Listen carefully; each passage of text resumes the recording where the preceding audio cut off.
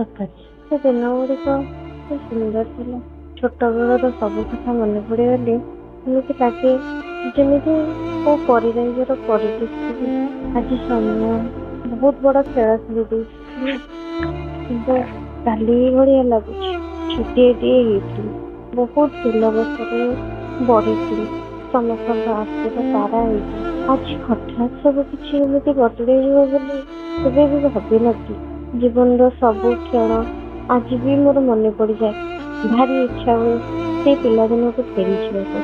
ହଁ, ସେଇଟା ଆଉ ସମ୍ଭବ ନୁହେଁ। ହେଲେ କାହିଁକି କେଜାଣି ମନ ଭିତରେ କୋଉଠି ସେ କୁନି ପିଲାଟେ ଯେମିତି ଚୁପି ହେଇ ବସୁଛି। ସବୁବେଳେ ମୁଣ୍ଡ ଟୁଙ୍ଗାରି ବାହାରି ଆସି କହୁଛି, ଯିବି କି ଥରେ, ପୁଣି ଥରେ ନିଜ ଜୀବନକୁ ବଞ୍ଚିବା ପାଇଁ ଚେଷ୍ଟା କରିବି କି? ହେଲେ କଣ ହବ, ଆଉ କିଛି କାରଣ ନାହିଁ। ବଞ୍ଚିବାର ସବୁ ଆଶା କେମିତି ଫିକା ହେଇଯାଇଛି। ପ୍ରକୃତ ଜୀବନ ତ ସେଇଟା ହିଁ ଥିଲା, ଯାହା ମୁଁ ଛୋଟବେଳେ ଦେଖିଥିଲି। ଏତେ ଲୋକ, ଏତେ ଭଲ ପାଇବା, ହୁଏତ ସଜାଡି ରଖିପାରିନି ତାକୁ। ସେଇଥିପାଇଁ ମତେ ସବୁ କିଛି ହରେଇଦେଲି। ସତରେ ହାରିଗଲା ପରେ କେତେ ମନେ ପଡେ ନା ସବୁ, କେତେ ଇଚ୍ଛା ହୁଏ ନା ସେ ଦିନ ଗୁଡ଼ିକୁ ବଞ୍ଚିବା ପାଇଁ। ଛୋଟବେଳେ ଯେତେବେଳେ ଖରାଦିନ ଛୁଟି ହୁଏ ସମସ୍ତେ ତାଙ୍କ ମାମୁଁ ଘରକୁ ଯାଆନ୍ତି ବୁଲିବା ପାଇଁ। ମୋ ମାମୁଁ ଘର ବହୁତ ପାଖରେ। ମମି କୁହେ, ଯେବେ ତୋର ଇଚ୍ଛା ହବ ସେବେ ପଳେଇବୁ। ମୁଁ ଯାଏ, ସବୁଦିନ ଯାଏ।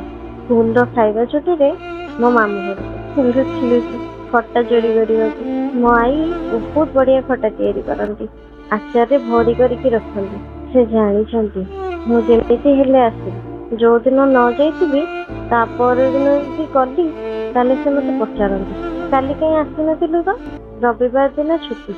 ତାଙ୍କର ମନେ ନଥାଏ ଯଦି ତାହେଲେ ବି ପଚାରିଦେବେ, କାଲି ତ ଆସିନଥିଲୁ। ମୁଁ କାଳେ ବେଲ୍ ବାଜିଯିବ ସେଇ ଡରରେ ଶୀଘ୍ର ଦୌଡ଼ି ପଳାଏ। ଖାଲି ତାଙ୍କୁ ଡାକିଦିଏ, ଆଈ ମୁଁ ଖଟା ନେଇକି ଯାଉଛି। ବେଳେ ବେଳେ ତ ସେଇଟା ବି କୁହେନି। ଅଜା କିନ୍ତୁ ସବୁ ଦେଖନ୍ତି, ହେଲେ କିଛି କୁହନ୍ତିନି। ସବୁ ମନେ ଅଛି, ସେଇ ସ୍ନେହବଳା ଡାକ ଆଜି ଆଉ ଶୁଭୁନି।